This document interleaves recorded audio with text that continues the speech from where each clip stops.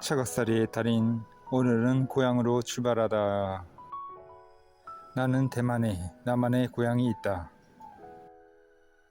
추석을 맞이하여 나는 그곳에 한번 가보기로 결정을 했다. 아파트 뒷문으로 향하여 출발을 해본다. 아파트 뒷문으로 나가면 강이 흐르고 그 옆에 다리가 하나 있다. 이 다리를 넘으면 내가 현재 일하는 곳이 나온다. 내가 현재 일하는 곳은 일터에서 아주 가깝다. 사람들하고도 많이 친해졌다. 하나의 가족이 된 것 같다. 2006년도 정도에 대만에 잠시 온 적이 있다.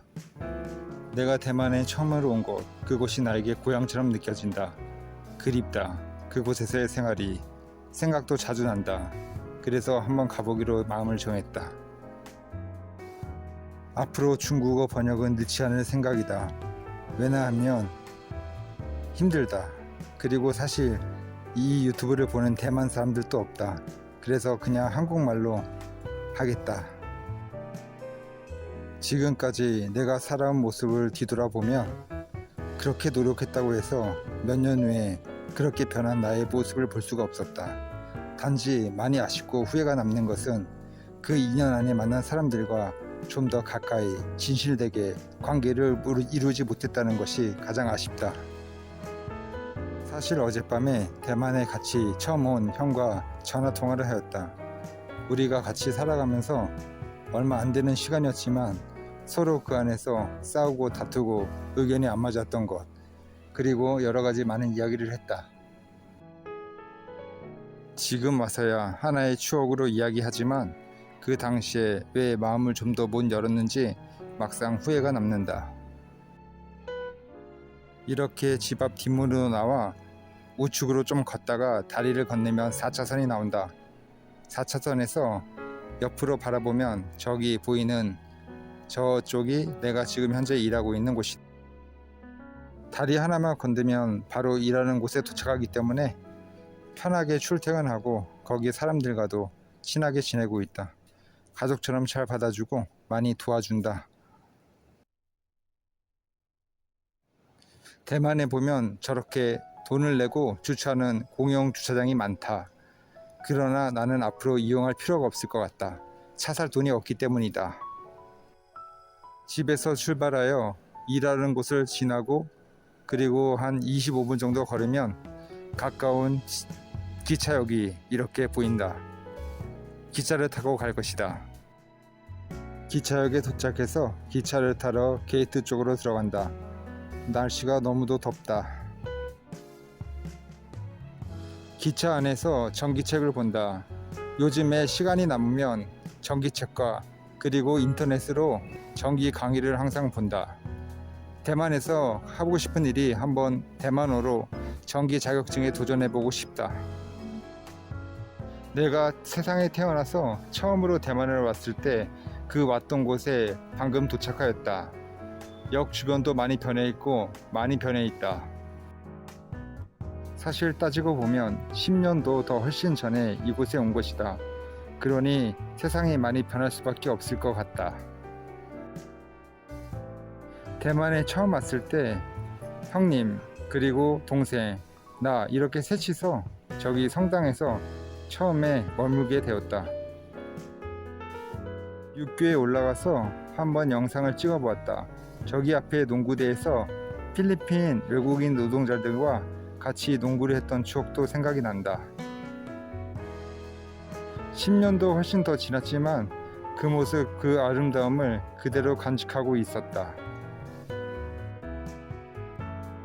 육교에 내려와서 정면에서 영상을 한번 다시 찍어본다.